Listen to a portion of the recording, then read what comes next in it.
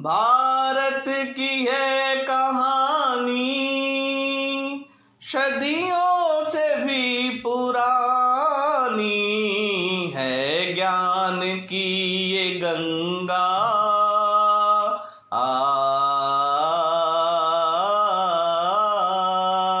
है, ज्ञान की ये गंगा, ऋषियों की अमर वाणी है, ज्ञान की ये गंगा, ऋषियों की अमर वाणी। ये विश्व भारती है, वीरों की आरती है नित नई पुरानी, भारत की है कहानी। जब द्रोणाचार्य ने देखा कि सभी राजकुमार अस्त्र विद्या के अभ्यास में पूर्णतः निपुण हो चुके हैं, तब उन्होंने निश्चय किया कि अब गुरु दक्षिणा लेने का समय आ गया है। उन्होंने सब राजकुमारों को अपने पास बुलाकर कहा कि तुम लोग पांचाल राज द्रुपद को युद्ध में पकड़कर ले आओ, यही मेरे लिए सबसे बड़ी गुरु दक्षिणा होगी। सबने बड़ी प्रसन्नता से गुरुदेव की आज्ञा स्वीकार की और उनके साथ शस्त्र धारण कर रथ पर सवार हो द्रुपद नगर की यात्रा की। दुर्योधन, कर्ण, युयुत्सु, दुशासन और दूसरे राजकुमार पहले आक्रमण करके मैं पकड़ूंगा ऐसा निश्चय करके आपस में स्पर्धा करने लगे। उन्होंने क्रमशः देश में और फिर राजधानी में प्रवेश किया। पांचाल राज द्रुपद ने बड़ी शीघ्रता से किले से बाहर निकलकर अपने भाइयों के साथ आक्रमणकारियों पर वाण वर्षा शुरू कर दी।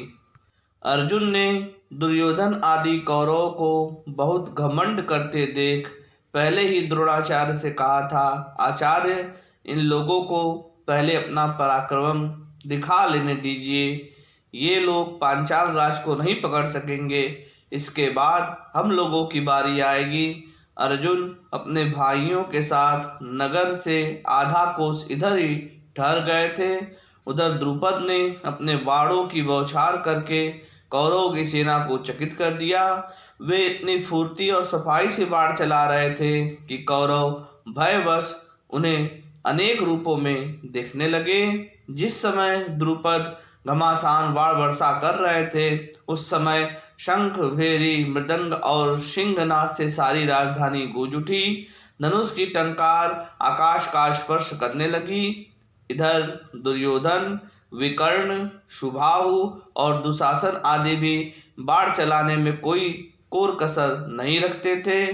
द्रुपद अलात चक्र की तरह घूम घूम कर अकेले ही सबका सामना कर रहे थे। उस समय पांचाल राज की राजधानी के सभी साधारण और असाधारण नागरिक, जिनमें बच्चे, बूढ़े और स्त्रियां भी थी, लाठी, मूसल आदि लेकर निकल पड़े और बरसते हुए बादलों के समान कौरवों पर टूट पड़े। कौरवों की सेना पर ऐसी मार पड़ी कि वे उस भयंकर मार के सामने एक क्षण भी न ठहर सके। रोते चिल्लाते पांडवों के पास भाग आए। कौरवों का करुण क्रंदन सुनकर पांडवों ने द्रोणाचार्य के चरणों में प्रणाम किया और रथ पर सवार हुए। अर्जुन ने युधिष्ठिर को रोक दिया। नकुल और सहदेव को अपने रथ के चक्कों की रक्षक बनाया। भीमसेन हाथ में भीषण गदा लेकर सेना के आगे आगे स्वयं चलने लगे। अभी द्रुपद आदि वीर कौरवों को हराकर हर्षनाद कर ही रहे थे कि अर्जुन का रथ दिशाओं को गुंजायमान करता हुआ वहां जा पहुंचा। भीमसेन दंडपाणी काल के समान हाथ में गदा लेकर द्रुपद की सेना के भीतर घुस गए और गदा मार मार कर हाथियों के सिर तोड़ने लगे। उन्होंने हाथी, घोड़े, रथ और पैदल समस्त सेना को तहस नहस कर दिया। अर्जुन ने उस महान और विलक्षण युद्ध में बाणों की ऐसी झड़ी लगाई कि पांचाल राज की सारी सेना ढक गई। पहले सत्यजीत ने अर्जुन पर बड़ा भारी आक्रमण किया, परंतु अर्जुन ने थोड़ी ही देर में उसे युद्ध में विमुख कर दिया। इसके बाद अर्जुन ने द्रुपद का धनुष और ध्वजा काट कर जमीन पर गिरा दिया और 5 बाणों से 4 घोड़ों तथा सारथी को मारा। अभी द्रुपद राज दूसरा धनुष उठाना ही चाहते थे कि अर्जुन हाथ में खड्ग लेकर अपने रथ से कूद पड़े और द्रुपद के रथ पर जाकर उन्हें पकड़ लिया। जब अर्जुन द्रुपद को लेकर द्रोणाचार्य के पास चले तब सारे राजकुमार द्रुपद की राजधानी में लूटपाट मचाने लगे। अर्जुन ने कहा, भैया भीमसेन, राजा द्रुपद कौरवों के संबंधी है, इनकी सेना का संहार मत कीजिए, केवल गुरु दक्षिणा के रूप द्रुपद को ही गुरु के अधीन कर दीजिए। यद्यपि भीमसेन अभी लड़ने से तृप्त नहीं हुए थे, फिर भी उन्होंने अर्जुन की बात मान ली और लौट आए। इस प्रकार पांडव द्रुपद को पकड़कर द्रोणाचार्य के पास ले आए।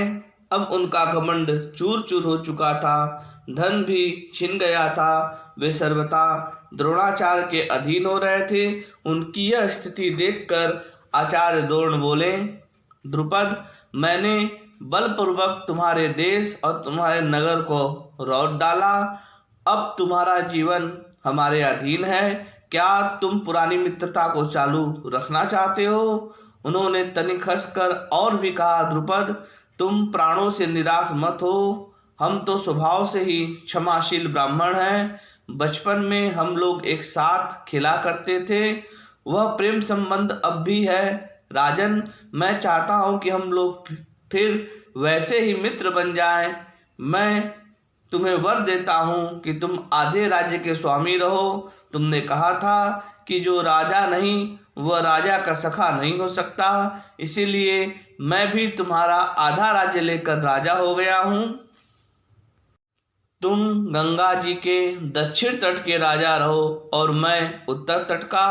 अब तुम मुझे अपना मित्र समझो। द्रुपद ने कहा, ब्राह्मण, आप जैसे पराक्रमी उदार हृदय महात्माओं के लिए यह कोई आश्चर्य की बात नहीं है।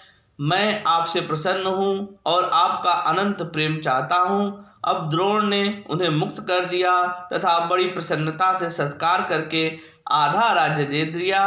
द्रुपद माकंदी प्रदेश के श्रेष्ठ नगर कामपिल्य में रहने लगे।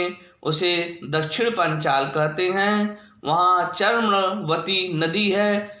इस प्रकार यद्यपि द्रोण ने द्रुपद को पराजित करके भी उनकी रक्षा ही की, परंतु द्रुपद के मन में संतोष नहीं हुआ। इधर अहिच्छत्र प्रदेश की अहिच्छत्रा नगरी में द्रोणाचार्य रहने लगे। अर्जुन के पराक्रम से ही उन्हें यह राज्य प्राप्त हुआ। जय श्री कृष्ण।